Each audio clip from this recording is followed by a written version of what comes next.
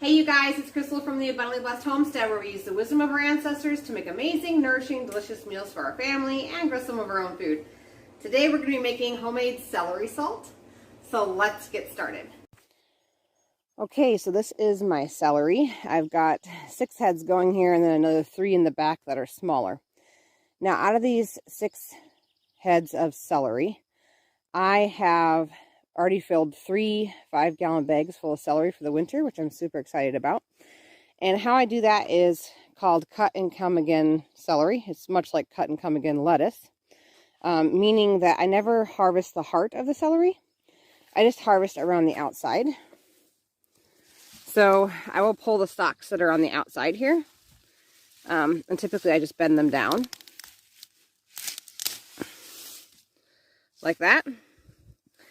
But I leave the heart, the center of the plant, intact.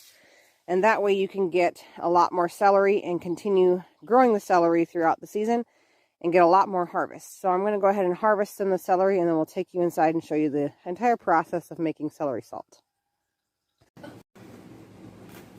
So we have washed the celery out of the garden, and Bree is working on chopping it and then putting it in freezer bags. And we've removed the leaves, which we've also carefully washed because there was some bug poop on it. So the next step is to go ahead, and we're only going to use the leaves to make celery salt. We're going to load the dehydrator tray here with leaves, and I usually put them on pretty thick because they're going to shrink down. So the sheets are usually pretty crowded.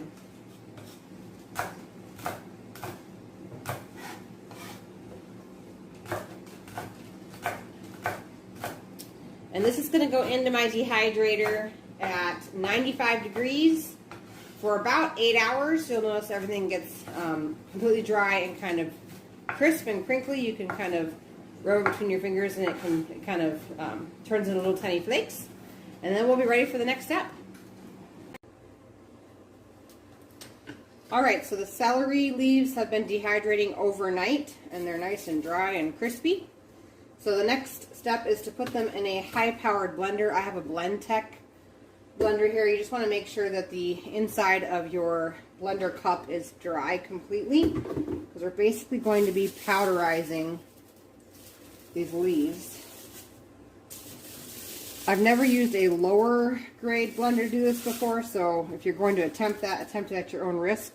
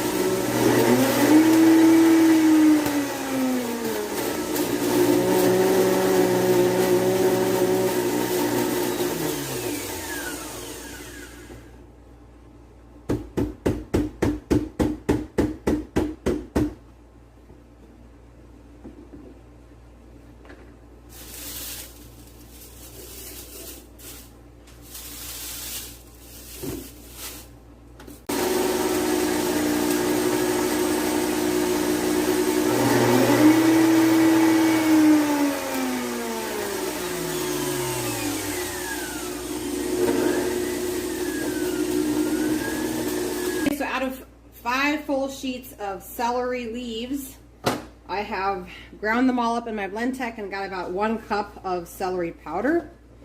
So to that, I'm going to add 1 cup of pink Himalayan salt, but you could use any healthy salt that you'd want to use. You could use Celtic sea salt, you could use real salt. And we're just going to blend for a couple of seconds.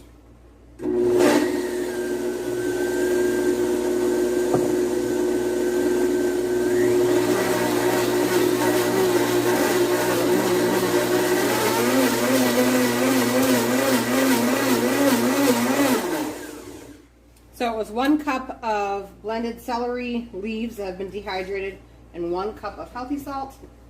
Remove your lid slowly because it's going to let kind of a fog into your room.